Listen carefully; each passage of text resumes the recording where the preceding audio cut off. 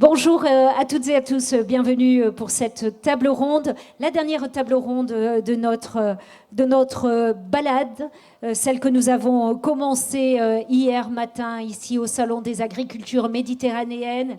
Nous avons commencé à parler de l'eau comme une ressource rare, précieuse dans le monde agricole. Nous avons parlé de la diversification en agriculture hier.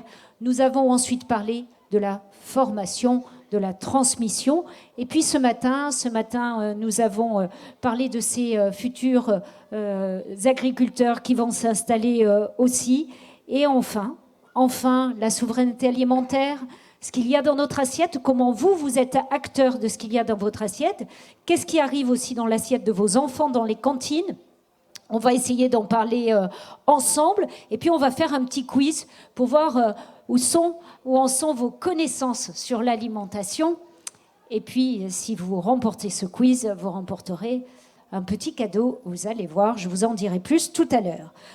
Pour l'instant, je vous propose de débuter, donc je vous l'ai dit, souveraineté alimentaire, préservation de l'agriculture locale, développement des circuits courts, cette sensibilisation des consommateurs qui sont des acteurs et qui doivent faire des choix avertis pour notre sécurité alimentaire et celle de nos enfants. On va en parler avec mes intervenants. Céline Michelon, élue agricultrice d'abord, élue à la Chambre d'agriculture 34, le réseau Bienvenue à la ferme, le circuit court, on va en parler de Bienvenue à la ferme. Agnès Dartigues, qui est en charge de coordonner les actions qui vont dans le sens de la transition écologique du territoire. Elle est animatrice du contrat de gestion intégrée et de transition écologique pour le syndicat mixte du bassin de Thau. Ensuite, René Moreno, conseiller régional pour la région Occitanie, qui est ici en terre occitane pour nous parler de cette agriculture, et puis Jean-Pascal Pelagati pour la MSA. Voilà, merci à tous les quatre d'être là. Mesdames et messieurs, bienvenue. Nous allons commencer avec René Moreno par rappeler, savez-vous, peut-être ça sera dans les questions qu'on va vous poser à la fin, savez-vous que l'agriculture, c'est la première activité d'Occitanie? René Moreno, il faut rappeler la place en Occitanie de l'agri et de l'agro. Vous avez un micro juste devant vous. Oui, bonjour à toutes et à tous. Merci pour votre invitation. Effectivement, l'agriculture, la viticulture et l'agroalimentaire sont la première activité économique de cette grande région Occitanie. 170 000 emplois, 22 milliards d'euros de chiffre d'affaires. Une agriculture qui est diverse, une agriculture dont l'ensemble des filières sont accompagnées par la région Occitanie. Et je prendrai pour preuve les dispositifs, bien sûr, d'accompagnement depuis l'installation jusqu'au développement des entreprises et un certain nombre d'autres accompagnements. Et surtout, nous mettons en place aujourd'hui des contrats de filière avec l'ensemble des filières. Donc, déjà, un contrat de filière a été passé avec la filière élevage en Occitanie. Un premier contrat a été signé aussi avec la filière conchylicole. Et nous avons en attente, puisque donc l'assemblée plénière n'a pas pu avoir lieu jeudi dernier, elle est reportée au 11 juillet, donc nous avons en attente et qui seront dans les rapports de la prochaine assemblée plénière, le contrat de filière Viti et le contrat de filière pêche. René Moreno, on va essayer d'être très concret pour vous. On a 256 signes de qualité en Occitanie. Qu'est-ce que c'est un signe de qualité? Pourquoi c'est important et pourquoi c'est une bonne chose que nous en ayons autant? Alors, effectivement, vous faites bien de le préciser, 256 signes de qualité en Occitanie, AOP, IGP ou Label Rouge. Ce sont des signes de qualité qui sont délivrés par une instance qui s'appelle l'Institut national de la recherche, l'Institut...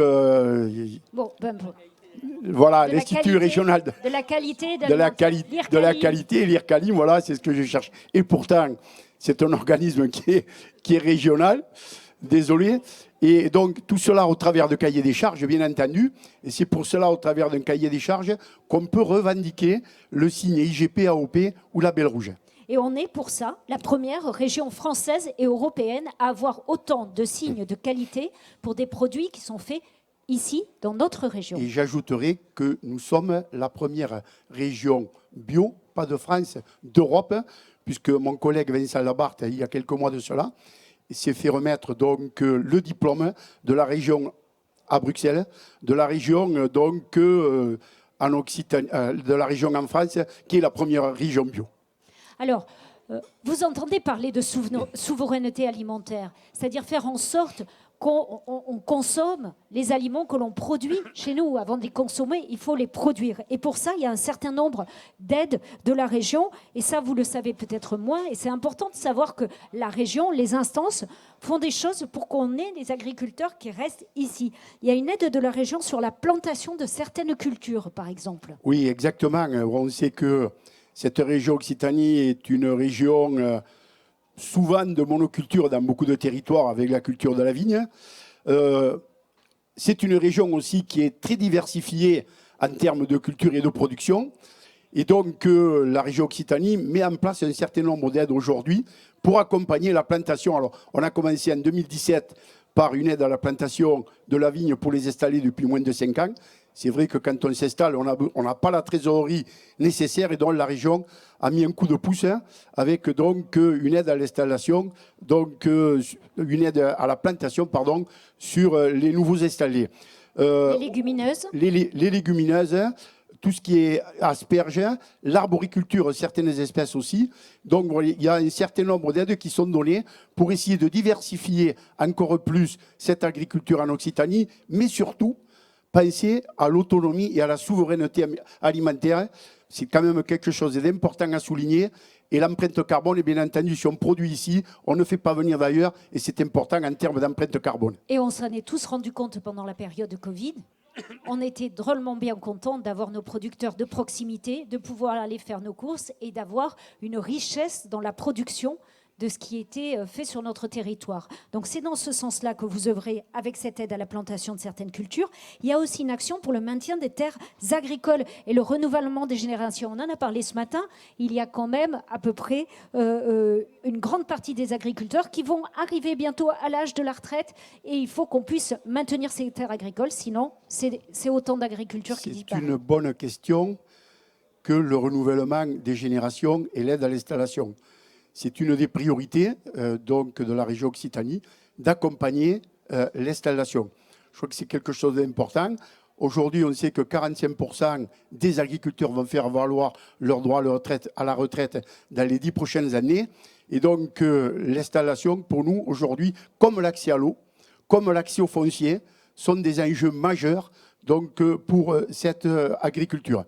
D'ailleurs, pour l'accès au foncier, avec certains partenaires comme la SAFER, vous avez mis en place la foncière d'Occitanie. Nous avons mis en place la foncière d'Occitanie avec un certain nombre de partenaires.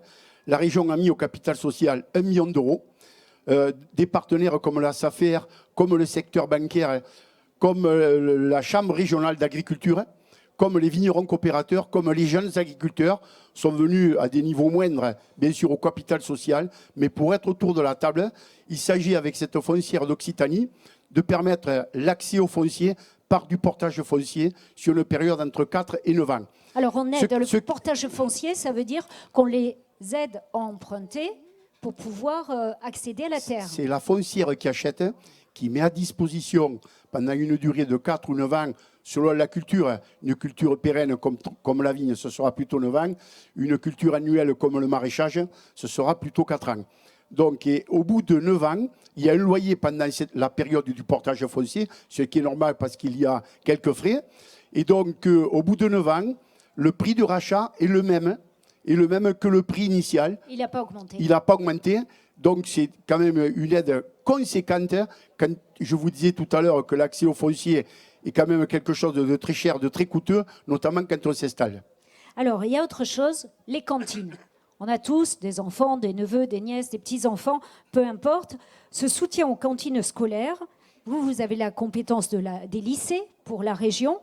C'est à peu près 20 millions de repas dans les 194 lycées d'Occitanie. Vous avez mis en place en 2018 un programme qui s'appelle Occitanie dans mon assiette. De quoi s'agit-il ? Oui, l'Occitanie agit en faveur d'une alimentation durable et de qualité. Pour cela, dès 2018, l'Occitanie, avec un levier important qui est, comme vous venez de le dire, la restauration collective dans les lycées, puisque la région Occitanie a compétence sur les lycées, ça a été de mettre en place donc cette action. Une action qui est quand même pas neutre, hein, apporter dans l'assiette un certain nombre de produits sous signe de qualité, de produits bio ou de produits régionaux. Vous avez parlé donc 20 millions de repas sur 194 lycées qui aujourd'hui ont un point de restauration. Il faut savoir qu'il y a en Occitanie 215 lycées publics, mais 194 ont un point direct de restauration, ce qui n'est pas le cas pour les autres lycées qui se font apporter les repas par d'autres collectivités. Il y a 16% de produits locaux sous signe de qualité. Alors, c'est ça? La première année, nous avons donné 16 centimes d'euros par repas parce qu'il faut savoir que des produits sous signe de qualité ou des produits bio, eh bien, il faut les valoriser. Ça coûte un petit peu plus cher. Et donc, ça a été un petit peu la carotte incitative pour que les intendants des lycées soient sensibilisés à faire en sorte d'acheter des produits bio ou sous signe de qualité. Et en 2018, ça représentait 16% des lycées donc, qui mettaient des produits sous signe de qualité, des produits bio, dans l'assiette. Aujourd'hui, on est à 30%. Des achats, des établissements scolaires. Des achats, exactement, des établissements scolaires. Donc, c'est le dispositif que l'on appelle l'Occitanie dans mon assiette. Et vous avez mis en place une plateforme. Alors, et cette plateforme, ce n'est pas anecdotique, c'est vraiment très important parce que ça permet de mettre en relation les établissements, les intendants, ceux qui achètent, et les producteurs. Effectivement, le premier levier, ça a été sur l'alimentation. Le deuxième levier, c'est sur l'agriculture. Donc, avec cette plateforme qui s'appelle Occitalim, Occitanie Alimentation, c'est une plateforme de mise en relation entre les filières agricoles et les agriculteurs et les intendants des lycées, de manière à avoir très rapidement, et ça évite aux intendants des lycées de se déplacer aujourd'hui avec un clic sur Internet. Ils ont les 2000 produits qui sont à disposition au travers de cette plateforme pour pouvoir réaliser leurs achats. Et donc, cette plateforme Occitalim, aujourd'hui, on va certainement l'étendre. Pas certainement, il y a un besoin, il y a une demande. Elle va s'étendre à d'autres collectivités, comme les 2 métropoles de Toulouse et de Montpellier. Un certain nombre de collectivités, que ce soit des agglomérations, des communautés de communes ou des communes, vont adhérer à cette plateforme au travers d'un GIP, qui est un groupement d'intérêt particulier. Alors, la région, on pourrait en parler encore beaucoup de toutes les actions que vous menez pour l'agriculture sur le territoire. Pardon, vous êtes invité à chaque COPIL, à chaque réunion des différents PAT. Alors, ça tombe bien parce que ça me fait la jonction avec Agnès d'Artigues qui va nous parler du PAT, René, parce que le PAT, c'est... Alors, on va expliquer ce que c'est déjà. On va développer, Agnès, ce qu'est un PAT, quelle est la démarche qu'on souhaite faire lorsqu'on met en place un PAT. Bonjour à tous. Alors l'acronyme déjà, on va expliquer. Alors PAT, oui, c'est projet alimentaire de territoire ou projet alimentaire territorial. Donc il y en a énormément hein, en Occitanie. Je crois qu'on est la région la plus... Oui, 63 PAT à l'échelle de l'Occitanie et on arrive à plusieurs centaines, je dirais, à l'échelle de la France. Donc c'est une politique qui est promue par l'État, hein, par le levier des DRAF, donc des directions régionales, agriculture, alimentation, forêt. Et donc voilà, c'est une politique qui a vocation, je dirais, c'est une politique publique locale de l'alimentation qui a vocation à développer la qualité de l'agriculture et de l'alimentation sur un territoire. Et elle travaille aussi, je pense, enfin, c'est un des objectifs centraux, c'est de relocaliser l'alimentation à l'échelle d'un territoire et la production. Voilà, donc faire qu'on ait une production locale sur les territoires. Ça veut dire que l'aspect patrimonial, parce qu'on parle de territoire, est très important dans le PAT. On va parler, par exemple, conchyliculture, la pêche, etc.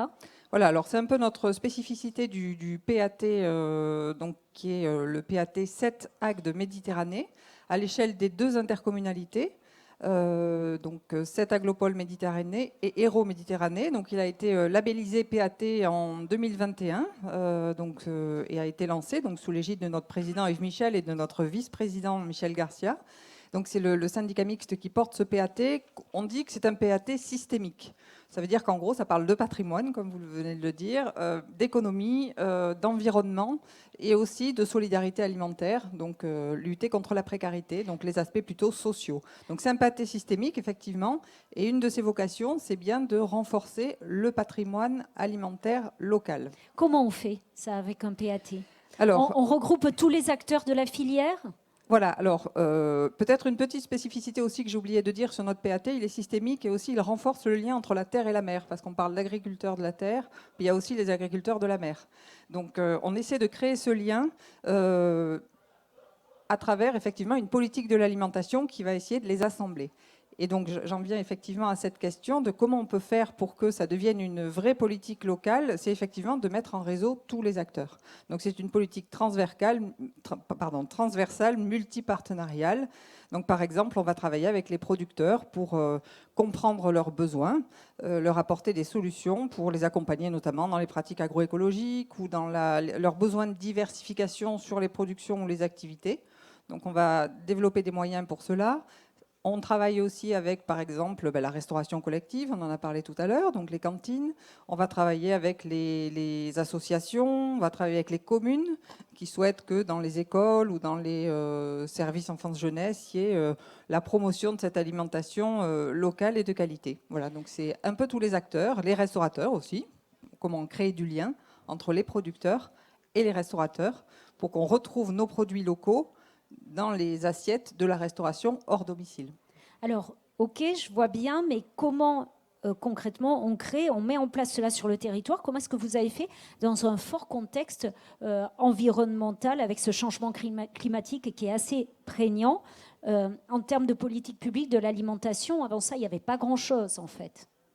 Effectivement, c'est un sujet qui est une compétence qui est presque orpheline dans le sens où tout le monde en parle, mais donc on a pris un peu la balle au bond. Déjà, il faut bien connaître à la fois les besoins des producteurs et les attentes des consommateurs. On ne sait pas si nos consommateurs veulent manger plutôt local, veulent manger plutôt bio. Donc ça, c'est une question. Donc déjà, apporter de la connaissance. Je crois qu'à travers un PAT qu'on dit émergent, puisqu'on débute, on démarre l'aventure, on va essayer d'apporter de la connaissance sur ces besoins et ces attentes, besoins des producteurs, attentes des consommateurs. Par ailleurs, on a parlé du changement climatique, c'est une question qui est quand même centrale, donc on s'inquiète tous de ce que ça va donner en termes de ressources en eau. Donc comment on peut adapter nos productions? Est-ce qu'on doit développer une production locale? Mais pour développer des productions, il faut de l'eau.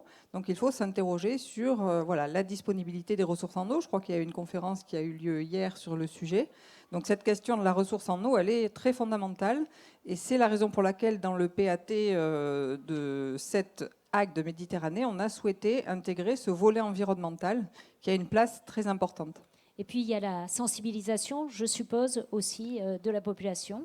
Oui, alors c'est un axe fort, effectivement. Il faut qu'on arrive à promouvoir de manière efficace nos produits locaux.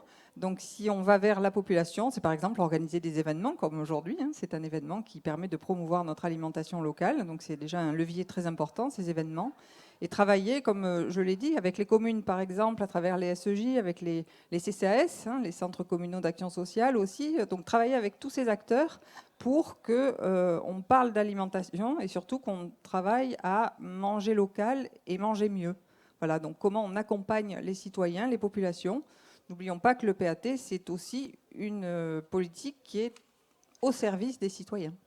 Donc c'est de nombreuses actions tout au long de l'année et en direction d'un peu tout le monde, c'est-à-dire le public, le grand public, comme moi, comme vous, pour nous donner de l'information, nous faire mieux connaître les productions locales et des actions envers les producteurs aussi, pour pouvoir répondre à leurs besoins et les accompagner, les aider. Oui, alors quelques exemples d'actions, il y en a beaucoup, parce qu'il y a notre PAT qui va bientôt sortir, entre guillemets, dans le sens où il va être présenté à tous les partenaires. Il y a 34 actions au total. Quelques exemples, notamment, on a travaillé pendant 2 ans à réunir plus de 200 personnes au sein de commissions thématiques pour mieux comprendre les attentes et avoir des actions qui soient efficaces et qui correspondent aux besoins et aux attentes. Donc par exemple, ce seront des actions pour aider les producteurs à se diversifier. Diversification des productions. On est viticulteur, on veut se tourner un peu vers le maraîchage ou vers l'arboriculture. Donc quelles sont les solutions? Les bonnes pratiques écologiques. Donc comment aider à aller vers ça? Ça peut être aussi la diversification des activités. On est un exploitant, on souhaiterait faire de l'accueil à la ferme ou dans les masses conchylicoles par exemple. Donc ça peut être des moyens qui sont donnés aux exploitants ou aux agriculteurs de la terre et de la mer pour se diversifier. On parlait de promotion des produits locaux. Par exemple, il y a un certain nombre d'actions qui vont aider à développer les circuits courts ou de proximité. On en a parlé. Donc ça peut être une boutique de producteurs, ça peut être des paniers. Donc comment mieux structurer les paniers? Par exemple, on a beaucoup de paniers sur notre territoire, mais comment faire qu'il y ait une meilleure logistique pour que ça s'adresse à un plus grand nombre? Et alors, je parle de la restauration collective parce que c'est un levier fort de notre PAT.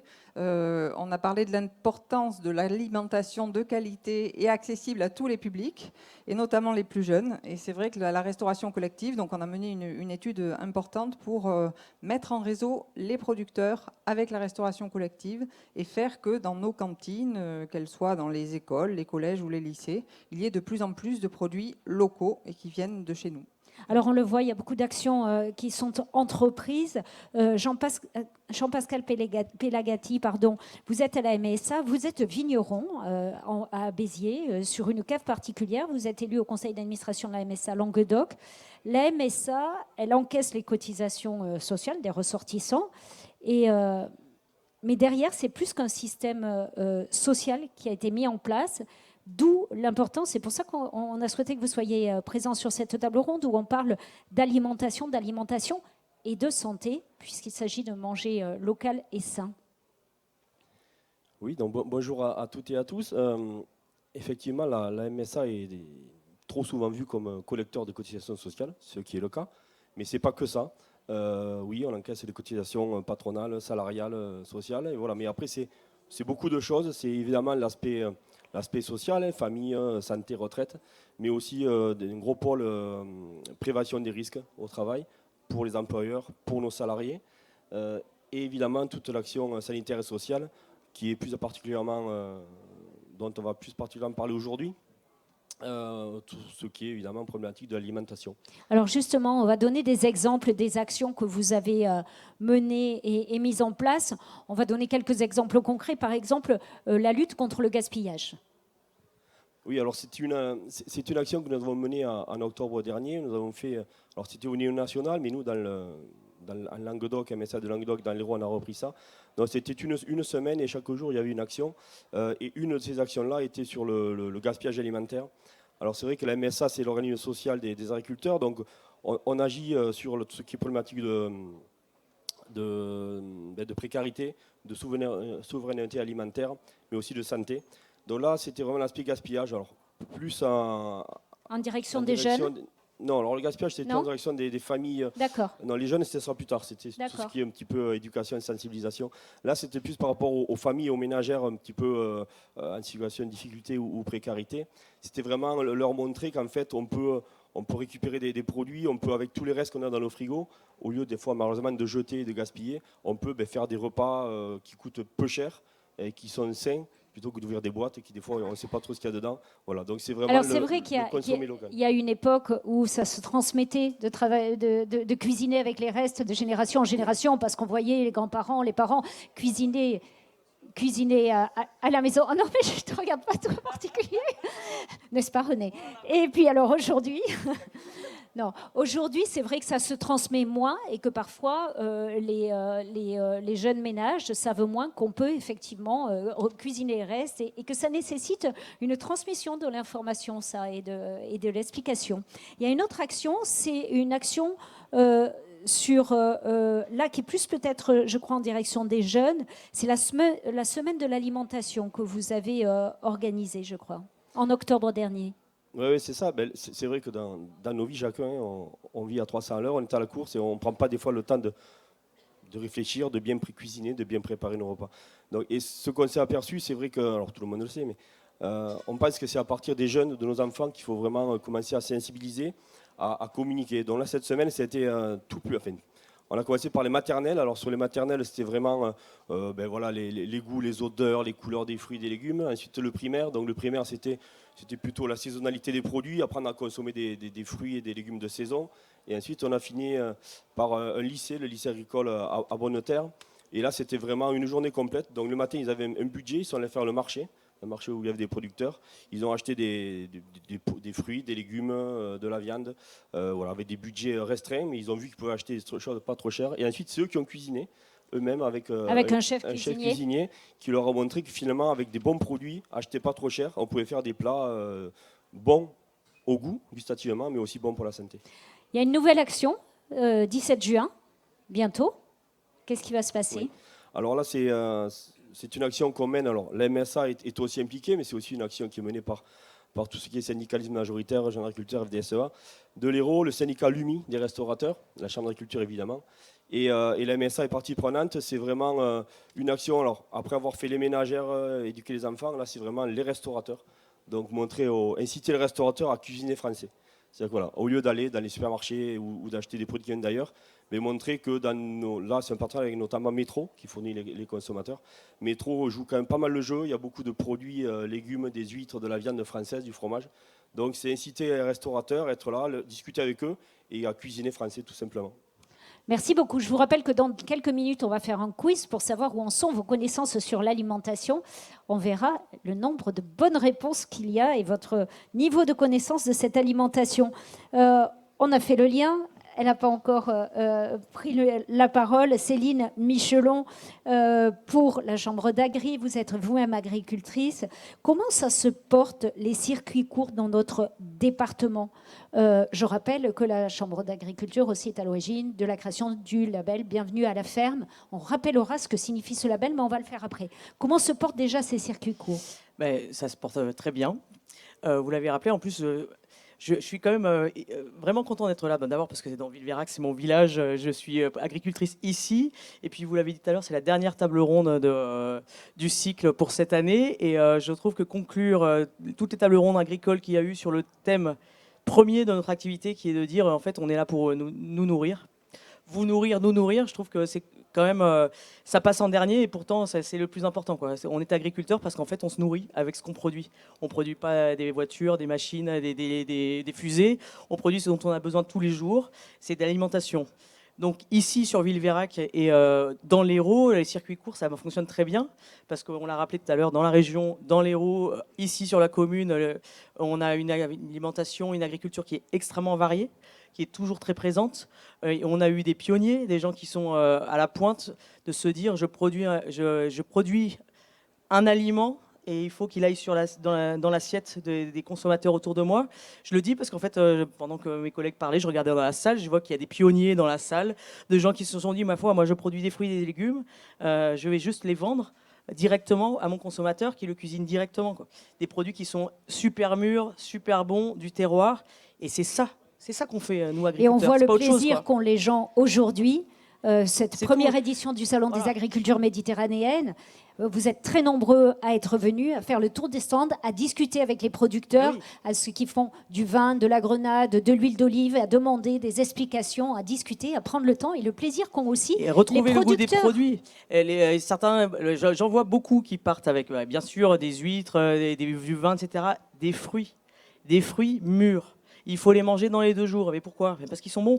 Certains nous disent, ah, mais j'ai goûté un fruit, il a le goût de celui qu'il y avait dans le jardin de ma grand-mère. Ben oui, il est mûr. Ce fruit-là, il est mûr. Il a été cueilli, mûr. Il était dans le jardin hier. On est allé le cueillir ce matin. On vous le propose cet après-midi. C'est ça qu'on fait. Quand on est agriculteur dans l'Hérault, à Villeveyrac, en Occitanie, on fait des produits pour manger. On ne les fait pas juste pour exploiter la terre ou pour polluer la planète. C'est pas ça notre activité, quoi. Et donc, je reviens à votre histoire de circuits courts. Si on a développé à un moment, on a une alimentation qui marche, une agriculture qui est très forte en France, des filières qui sont très implantées et qui sont nécessaires.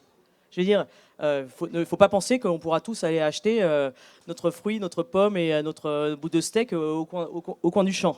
C'est pas vrai, ça n'arrivera pas. Mais pour autant, certains d'entre nous, agriculteurs, certains d'entre nous, consommateurs, ont cette chance de pouvoir le faire, proposer directement, acheter directement des produits donc en circuit court. Et je crois que c'est extrêmement important parce que ça nous rappelle à tous, un, que l'agriculture, c'est le sujet, c'est de se nourrir. Deux, que sans agriculteurs qui font le boulot, et un boulot qui est difficile, quand vous allez sur les stands, si vous avez les agriculteurs derrière le stand, regardez leurs mains, et vous comprendrez que c'est pas facile, quoi. Et ben ces gens-là nous nourrissent. Et c'est pour ça qu'à un moment, ils se sont dit, on va faire un circuit court, parce que les filières, ça fonctionne bien, mais proposer un produit qui est fait à point, mûr à point, cuit à point, etc., c'est important pour qu'on n'oublie pas d'où est-ce qu'on vient. C'est ça le circuit court, c'est juste l'essence de ce qu'on fait, de ce qu'est l'alimentation. Comment on est sûr que l'on va consommer un produit local? Je ne sais pas comment on en est sûr en général. Ce que je sais, c'est que, on en a parlé tout à l'heure, bienvenue à la... Il y a des labels qui existent et qui s'assurent de ça. Alors, c'est idiot ce que je vous dis, mais c'est quand même un peu de bon sens. Vous regardez les mains des gens qui sont en face. Si vous avez une main manucurée, chez mes collègues agricultrices, il y en a qui ont le temps de le faire. Mais souvent, la terre, ça ne pardonne pas. On voit quand même le travail qui est fait. Après, il y a des labels qui sont produits. On a parlé tout à l'heure de tout ce qui est label de qualité, les IRCALIM, tout ce qui est produits des terroirs, les IGP, les AOP qu'on connaît tous. Hier, j'ai fait un jeu avec mes enfants là, au stand des Pays Doc qui était sur les origines. Donc, Rocamadour, c'est un produit d'origine. Volaille fermière du Gers, c'est un produit d'origine. Pays Doc sur le vin, c'est un produit d'origine. On sait que c'est produit ici. Et on sait par qui. Un salon ici, un marché producteur de pays. Vous allez sur le stand, ce sont des producteurs qui sont derrière le stand. Ce sont des produits qui sont produits ici. Et dans cette idée-là, les pionniers, il y a 30 ou 40 ans maintenant, qui étaient donc agriculteurs et qui voulaient proposer leurs produits en direct, se sont dit comment est-ce qu'on dit aux clients que nous, on est agriculteurs. Et c'était l'essence de la marque Bienvenue à la ferme. Quand il y a le mot ferme, Bienvenue à la ferme, ça voulait dire le produit qu'on vous propose est produit à la ferme et votre assurance qualité, c'est que vous pouvez venir chez nous, même si on vend sur un marché un produit Bienvenue à la ferme, vous pouvez venir à la ferme, le constater. Parfois, il y a des fermes qui ne sont pas équipées pour recevoir du public. Pour autant, ils sont tous prêts à vous dire, si vous le dites, mais moi je voudrais venir voir votre verger, moi je voudrais venir voir votre cave, ils peuvent vous dire, mais oui, venez chez nous, à Bienvenue à la ferme, même si on ne reçoit pas tous les jours sur notre public, si vous demandez à venir voir la ferme, elle existe. C'est pas une ferme télévisée, c'est pas une ferme publicitaire. Ma ferme, elle existe et je vous y emmène. C'est ça, Bienvenue à la ferme. C'est si vous voulez venir voir d'où ça provient, vous viendrez et je vais vous le montrer. Voilà. Comment on fait le tri dans les labels? Vous parlez Bienvenue à la ferme, producteur de pays, etc. Est-ce qu'il faut faire le tri d'ailleurs dans ces labels-là? Ou est-ce qu'à partir du moment où on a ces labels territoriaux, on est rassuré? Ben, ce que j'avais envie de dire quand on a parlé de cette idée-là, c'est déjà c'est quelque chose dont il faut qu'on soit conscient chez nous. Déjà, le label France, c'est quand même un label qui est quand même... Origine France. Origine France, produit français, dans un supermarché Origine France. Alors, c'est déjà un label de qualité supérieure. Enfin, je veux dire, on a des contraintes dont vous avez souvent entendu les agriculteurs se plaindre parce qu'elles sont lourdes. Mais vous, consommateurs de l'autre côté, quand vous voyez Origine France, sachez-le, c'est ça, ce que ça vous renvoie, c'est ça, c'est que c'est pour nous des contraintes, mais pour vous, c'est une sécurité. Tout ce qu'on impose à l'alimentation, à la production agricole, c'est pour que vous, à la fin de la chaîne, quand vous mangez un produit Origine France, ben vous êtes tranquille. Je veux dire, combien d'entre vous ont eu la chance de partir à l'étranger et on vous dit non, ne mangez pas de produits de fruits crus parce que vous allez tous être malades. On l'a tous, cette expérience, on l'a tous. Bon, ben, en France, vous allez sur n'importe quel stand, on vous tend une barquette de fraises, vous bouffez la fraise, et ben, vous êtes rentré chez vous, vous êtes content. Elle était bonne, la fraise. Ben, donc, Origine France, c'est la base. Voilà. Pour moi, c'est la base. C'est quand même un label de qualité énorme.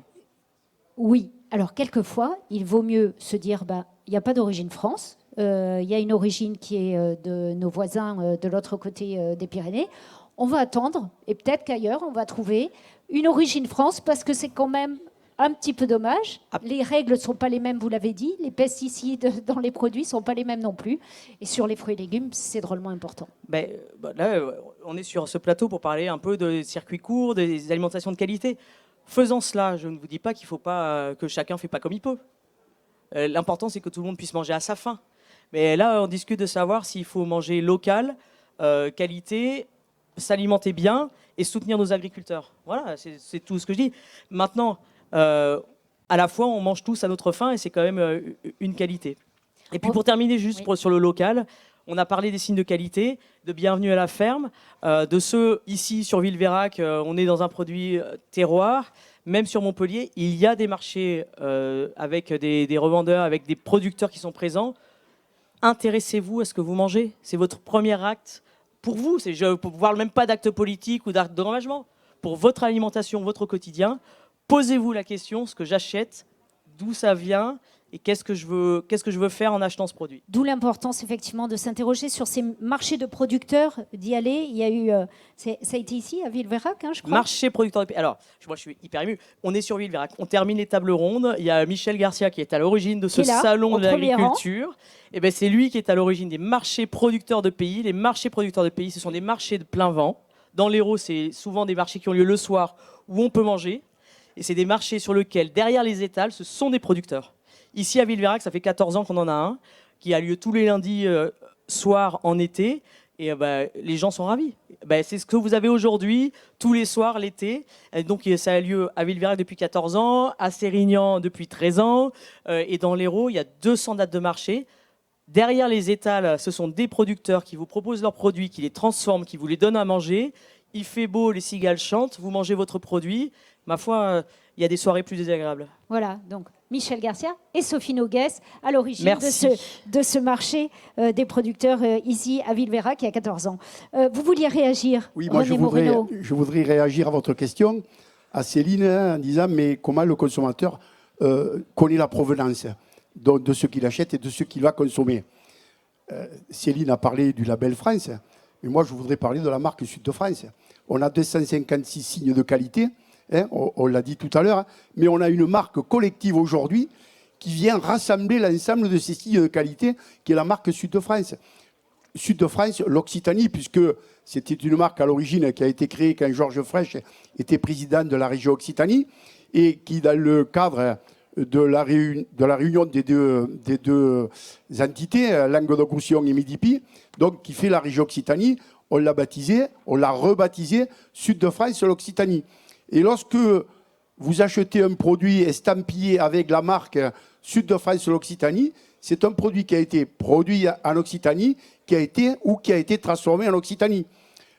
Il faut savoir que sur cette marque Sud de France, elle regroupe 13 500 produits et 2000 entreprises. Donc il y a de quoi, il y a un panel, il y a du choix sur l'ensemble des produits d'Occitanie. Alors je reviens à Céline, parce que qu'est-ce qu'il manque aujourd'hui pour structurer cette filière de circuit court? Ce qui manque, ce que je vous ai répondu, c'est ce qui manque, c'est du temps. Un agriculteur, il passe déjà beaucoup de temps dans son champ. Il faut qu'il passe beaucoup de temps à sélectionner ses produits, beaucoup de temps à les vendre. Enfin, c'est important. Et souvent, moi, on me pose la question, mais pourquoi vous ne vendez pas en circuit court? Mais pourquoi toutes les cantines ne se nourrissent pas locales et tout? Parce que c'est un métier. On en a parlé, vous avez dit le mot tout à l'heure de logistique dans les projets alimentaires territoriaux, etc. Nourrir 5 millions de personnes dans une métropole, c'est pas avec 4 champs sur la ligne de tramway qu'on va les nourrir, c'est une évidence. Donc c'est important de savoir d'où viennent nos produits, de s'interroger là-dessus. Et c'est là où je vous dis aussi, il ne faut pas pour autant démolir toutes les filières. C'est compliqué d'alimenter une cantine scolaire. Il y a vous le comprenez bien, on a parlé des normes tout à l'heure, vous comprenez bien qu'il y a des normes, qu'il y a des appels d'offres, qu'il faut que ça soit transparent, qu'il n'y ait pas de gens qui se sucrent au passage, etc. etc., etc. Donc il faut arrive à structurer le local, qu'on se réapproprie toutes nos filières, qu'on arrive à faire en sorte de s'alimenter local, mais tout en étant réaliste sur les capacités qu'on a. On parle beaucoup, par exemple, les cantines scolaires. Ici, sur Villeveyrac, on est très producteurs de fruits d'été. Bon, je vais vous dire une lapalissade, je pense que vous le savez tous, les cantines, elles sont fermées en été. Donc, c'est super de produire des pêches, mais quand il faut nourrir les repas, 300 repas ou 600 repas en décembre, vous comprenez. Donc c'est à la fois très logique, très basique, mais l'agriculture c'est ça, quoi. C'est qu'il y a des saisons, des sites, des endroits. En hiver, les enfants ils mangent beaucoup de pommes et de poires, et il y a un gros site de production de pommes à Moguio, mais enfin etc. Donc Est-ce Il que faut quand du même, temps et il faut structurer tout ça. ces appels d'offres, c'est pas si facile que ça, vous le dites, parce que on peut pas faire de préférence et en même temps, on a envie de privilégier les producteurs locaux. Alors, on peut. Tous les deux, hein. Je vous ai donné la réponse avec la plateforme de mise en relation entre l'agriculteur et l'intendant du lycée ou d'une collectivité, puisque j'ai parlé de la création du groupement d'intérêt particulier avec les 2 grandes métropoles et un certain nombre de collectivités. Donc il y a aujourd'hui une plateforme de mise en relation où on peut trouver des produits qui sont des produits de circuit court et produits en Occitanie. Ça, et puis je rajoute que même au-delà de ça, de la même manière que nous, consommateurs, quand on décide, on fait le choix d'aller en direct chez un producteur, on fait un choix politique. Pour les cantines, pour ce qu'on a tous appelé la restauration hors foyer, les cantines, les restos U, les hôpitaux, etc. Les EHPAD. Ce sont des lourds marchés, ce sont des choses assez importantes, mais pour autant, s'il y a une volonté politique, quand on veut, on peut commencer à repenser et à penser l'alimentation, pas uniquement sous le critère du prix. Parce que c'est ça aujourd'hui. Et donc, alors il y a un problème économique, mais aussi y repenser dans un problème d'origine et de signe de qualité. C'est ce qui a commencé à être fait avec la loi Egalim en disant il faut s'alimenter avec des produits de qualité locale, de souveraineté. Et donc, il faut arriver maintenant un petit peu à casser le critère premier qui est celui du prix, même s'il est important et il faut quand même être réaliste, hein, il faut qu'on se nourrisse tous. Mais pour autant, on peut introduire des nouveaux critères dans les appels d'offres pour dire il faut qu'il y ait le prix. Et en clair, on va se le dire entre nous, personne ne le saura, avec un système de qualité, parce que, je vous le redis, la qualité France ou Europe, ben, ce n'est pas le même critère de qualité que le reste du monde. Alors on est un peu plus cher, mais on est meilleur et donc il faut que ça transparaisse dans les marchés publics. C'est politique. Merci beaucoup. Alors, je vous propose, sur notre partie à nous, d'en rester là. Par contre, maintenant, on va vous interroger à vous. Et je vous rappelle que vous pouvez sortir votre téléphone. On va vous mettre à l'écran, si Jade est prête derrière. Ben voilà, Jade arrive. On va vous mettre à l'écran des questions. Je vais vous poser ces questions. Vous pouvez aussi les faire sans le téléphone. Mais